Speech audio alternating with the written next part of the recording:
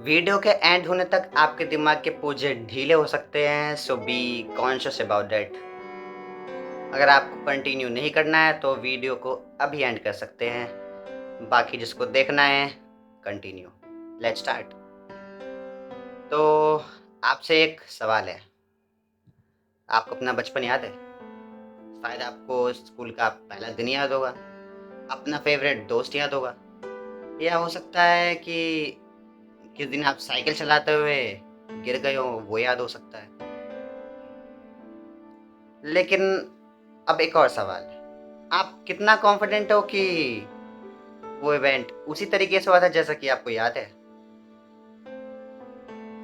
100%? 90%? या बस आप इसलिए कॉन्फिडेंट हो कि बस हर साल मैं उस मेमोरी को याद करता हूँ और मुझे वो याद है? क्योंकि what if I told you कि आपका ब्रेन एक कैमरा नहीं है, वो एक राइटर है। हम्म। अरे इस वीडियो में बहुत से मिथ टूटेंगे। Let's see this video. तो आप तो देख ही रहे हो कितना बकवास कर रहा हूँ। मतलब वो हर बार जब उस मेमोरी को याद करता है वो उसको रीराइट कर देता है। अब इसका मतलब क्या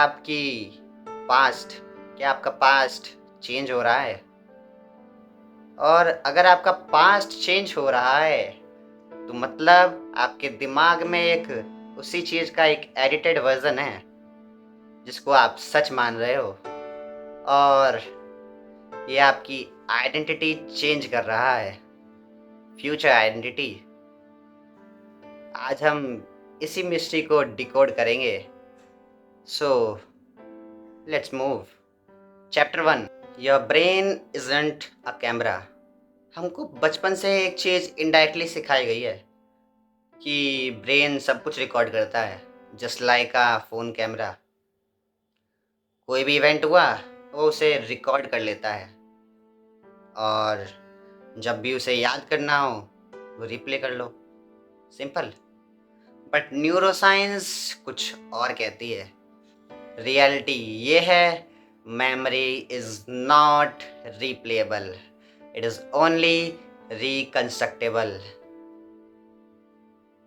सोचो, अगर मैं तुमसे पूछूं कि क्या तुम्हें याद है कि कल ब्रेकफास्ट में क्या खाया था, शायद तुम्हें याद आ जाएगा। लेकिन अगर मैं पूछूं कि स्पून किस डायरेक्शन में रखा था, विंडोज खुले थे या बंद, और कितने डिशेस रखे थे टेबल पे, नहीं आएगा याद। क्यों?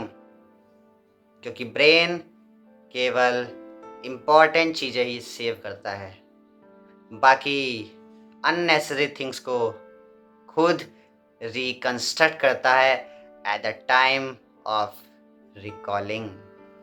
एग्जैक्टली उसी तरह जिस तरह किसी पजल के मिसिंग पीस को इमेजिन करना। और सबसे इंटरेस्टिंग बात यह है कि जब भी तुम उस मेमोरी को रिकॉल करते हो, रिकंस्ट्रक्ट तो हो ही जाती है, और तुम्हारा ब्रेन उस चीज़ को दोबारा सेव करता है एडिटेड फॉर्म में, जो कि तुमने अभी अभी रिकंस्ट्रक्ट किया है। मतलब तुम मेमोरी याद नहीं कर रहे, तुम केवल उसका लेटेस्ट वर्जन देख रहे हो। लेकिन अगर ब्रेन मेमोरीज को चेंज कर सकता है तो क्या किसी इंसान को ऐसी चीज बिलीव कराई जा सकती है जो कि कभी हुई ही नहीं? आंसर इंटरेस्टिंग है, लेकिन उससे पहले एक और example. Chapter 2, same event different memories. चलो एक फैमिली इमेजिन करते हैं, 2 सिबलिंग्स, सेम चाइल्डहुड, और जब वो दोनों बड़े होते हैं तो एक कहता है पापा काफी फनी थे, वो बहुत अच्छे थे।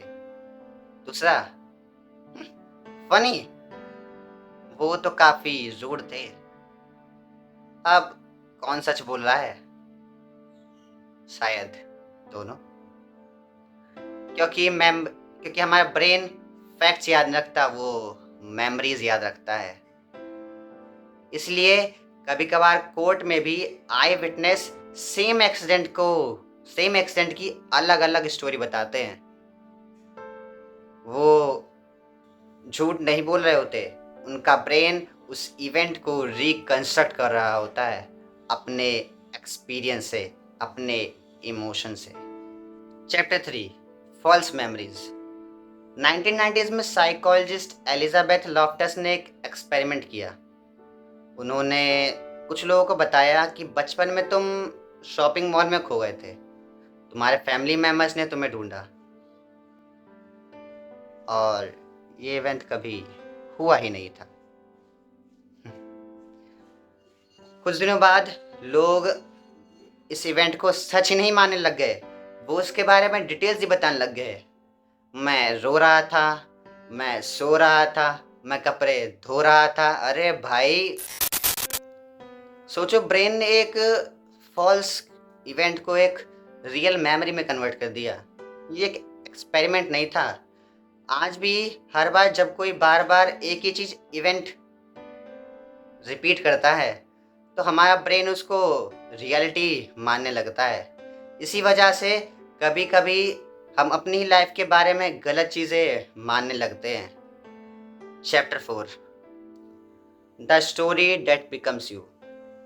अब एक सेकंड के लिए खुद के बारे में सोचो। क्या तुमने कभी ये कहा है, मैं पब्लिक स्पीकिंग में अच्छा नहीं हूँ, मैं अनलकी हूँ, मैं इंटेलिजेंट नहीं हूँ? अब ध्यान देना, जब भी तुम ये सेंटेंस रिपीट करते हो तुम्हारा ब्रेन एविडेंसेस ढूंढने लगता है कि मैं कहाँ कहाँ फेल हुआ था। और सक्सेस वो तो बैकग्राउंड में है भाई साहब, वो तुम्हें क्यों याद करेगी? तुम उसे याद नहीं कर रहे हो, वो बुरा मान गई, वो तुम्हारे दिमाग में नहीं आएगी। तुम्हारा ब्रेन उस चीज़ को बैकग्राउंड में डाल देगा। इसी प्रोसेस को साइकोलॉजी में कंफर्मेशन बायस कहते हैं। और धीरे धीरे एक ही सेंटेंस बिलीफ बन जाता है, बिलीफ आइडेंटिटी बन जाती है, और आइडेंटिटी को रियलिटी बनने में ज़्यादा देर नहीं लगती। यानी तुम वैसे नहीं बन जाते जैसा तुम हो, तुम वैसे बन जाते हो जैसा तुम्हारा ब्रेन बार बार तुम्हें इमेजिन मतलब बिलीव कराता है। Chapter 5, social media is editing your past. हर साल Instagram memories, Google Photos, Facebook का ऑन दिस डे, तुम हर बार वो फोटोज देखते हो, वही वेकेशंस, वही बर्थडेज, वही मेमोरीज। और जितनी बार तुम उन मेमोरीज को रिपीट करते हो वो स्ट्रॉन्गर होती जाती है, और बाकी हज़ारों मेमोरीज वो वो धीरे धीरे फेड अप होती जाती हैं। यानी सोशल मीडिया तुम्हारा सिर्फ प्रेजेंट कंज्यूम नहीं कर रहा, वो तुम्हारा पास्ट भी क्यूरेट कर रहा है। अब सबसे इम्पोर्टेंट सवाल, अगर हर बार मेमोरीज चेंज होती हैं और आइडेंटिटी मेमोरीज से बनती हैं, तो क्या तुम वही इंसान हो जो 5 साल पहले थे, या तुम सिर्फ अपनी स्टोरी का लेटेस्ट वर्जन हो? शायद इसीलिए एक दो इंसान सेम लाइफ जीते हैं, एक ग्रेटफुल बन जाता है, दूसरा बिटर। इवेंट सेम था बट स्टोरी अलग थी। इसलिए आज के बाद जब तुम खुद से कहो कि मैं हमेशा से ऐसा ही हूँ, तो सबसे पहले ऐसे की तैसी करके आना। और एक बात और, हम केवल अपनी मेमोरी से नहीं जीते, हम उन स्टोरी से जीते हैं जो हम स्टोरी अपने मेमोरीज के बारे में बनाते हैं। तो अगर स्टोरी बदल सकती है तो फ्यूचर आइडेंटिटी भी डेफिनेटली बदल सकती है। और शायद ये वीडियो देखने के बाद वो प्रोसेस शुरू हो चुका है।